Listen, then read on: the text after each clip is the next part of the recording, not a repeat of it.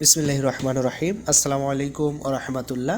সুপ্রিয় চতুর্থ শ্রেণীর শিক্ষার্থীরা, আজকে আমরা আলোচনা করব তোমাদের গণিত বইয়ের দ্বিতীয় অধ্যায় যোগ ও বিয়োগের পেজ নং 39 ও 40 নিজে করি প্রশ্নগুলোর 3 ও 4 নাম্বার প্রশ্ন নিয়ে। তো 3 নাম্বার প্রশ্নে বলা আছে যে পাশাপাশি হিসাব করি। তো এখানে আমাদেরকে 1 নম্বরে 3টা সংখ্যা দেওয়া আছে, 23,781, 34,291, 6,788।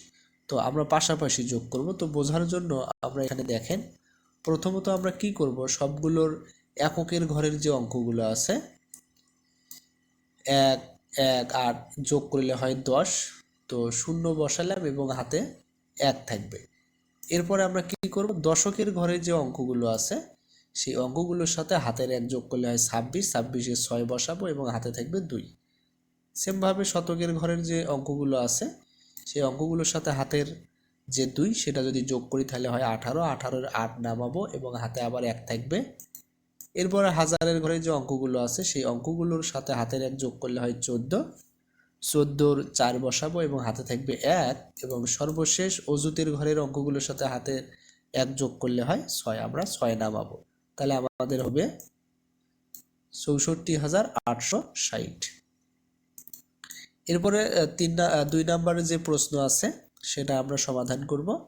এখানে আমাদেরকে দেওয়া আছে 3,40,326, এরপরে 2,10,24, এরপরে হচ্ছে 5,56,, আচ্ছা, একক দশক শতক হাজার অযুত লক্ষ, তাহলে 5,61,286, এরপরে হচ্ছে 4,52,398। তো আমরা সবগুলো যোগ করব। সেমভাবে কিভাবে করব, প্রথমত এককের ঘরের অঙ্কগুলো যোগ করলে হয় 24, 24-এর 4 নামাবো, হাতে থাকবে 2।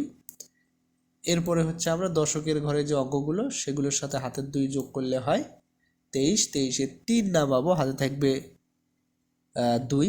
এরপরে শতকের ঘরে যে অঙ্কগুলো আছে সেই অঙ্কগুলোর সাথে হাতে যদি 2 যোগ করি তাহলে হবে 10, 10-এর 0 লিখে হাতে থাকবে 1। এরপরে হাজারের ঘরের অঙ্কগুলোর সাথে যদি আমরা হাতের 1 যোগ করি তাহলে হবে 4। এরপরে অজুতের ঘরের অঙ্কগুলো আমরা যদি যোগ করি তাহলে হবে 16, 16, 6 নামাবো, হাতে থাকবে 1। এরপরে লক্ষের ঘরের অঙ্কগুলোর সাথে হাতের 1 যোগ করলে হবে 15, আমরা 15 নামাবো। তাহলে সেক্ষেত্রে আমাদের কত হয়, সেক্ষেত্রে আমাদের হয় 15,64,034। ঠিক আছে। তো এরপরে যে 3 নাম্বার প্রশ্ন আমাদের হচ্ছে 20,000 থেকে 17,253 বিয়োগ করতে হবে।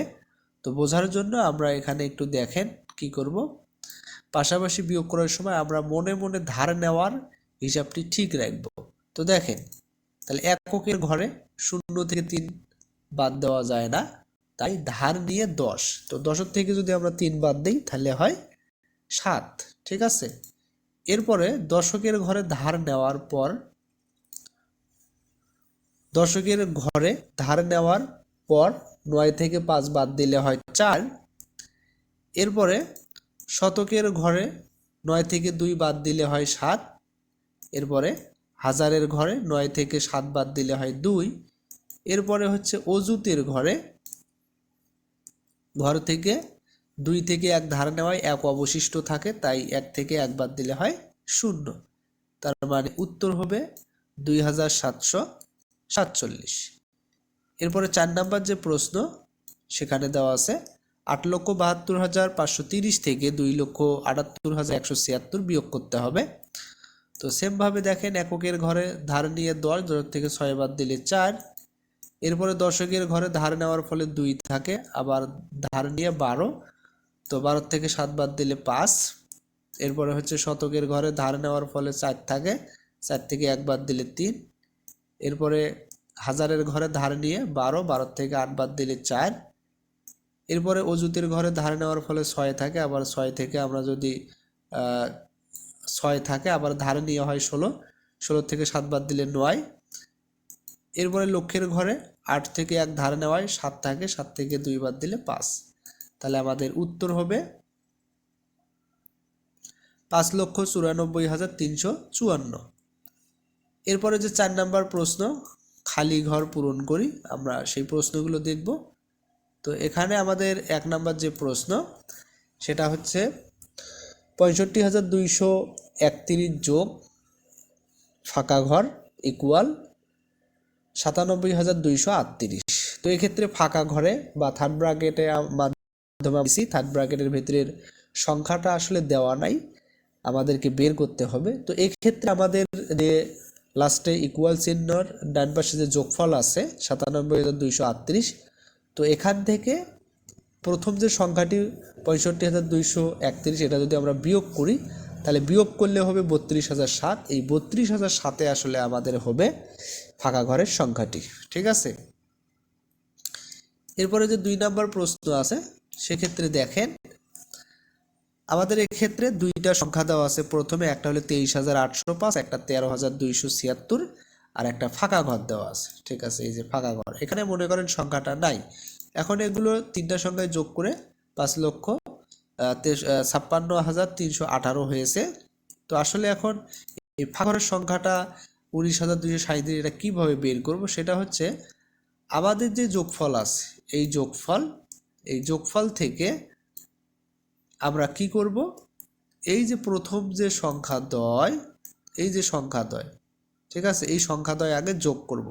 তাহলে যোগ করলে আমাদের হবে হচ্ছে 37,081। এই 37,081 আমরা যদি 56,318 থেকে বাদ দেই তাহলে হবে 19,237। ঠিক আছে, তো এভাবে বের করব। তাহলে এই সংখ্যাদ্বয় যোগ করব।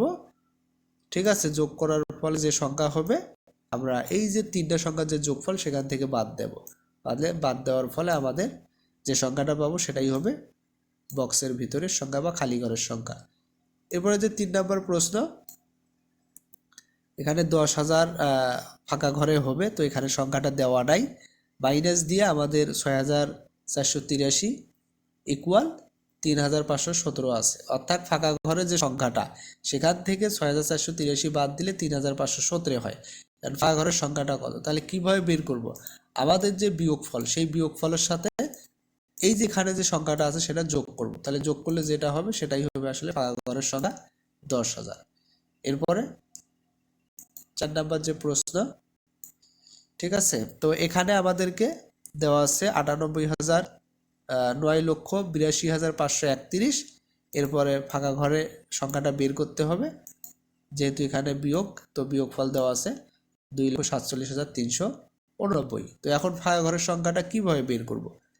ফাঁকা ঘরের সংখ্যাটা বের করার জন্য আমাদের প্রথম যে সংখ্যাটা দেওয়া আছে এই সংখ্যাটা থেকে আমরা যদি এই যে বিয়োগফল যেটা আছে সেটা যদি বাদ দেই তাহলে যেটা পাবো সেটাই হবে আসলে আমাদের ফাঁকা ঘরের সংখ্যা, অর্থাৎ 7,35,142। ঠিক আছে, তো আশা করি আপনারা অবশ্যই বুঝতে পেরেছেন। কোথাও কোনো সমস্যা হলে অবশ্যই কমেন্টে জানাতে পারেন। তো পরবর্তী ভিডিওর আমন্ত্রণ জানিয়ে এখানেই শেষ করছি। সবাইকে ধন্যবাদ।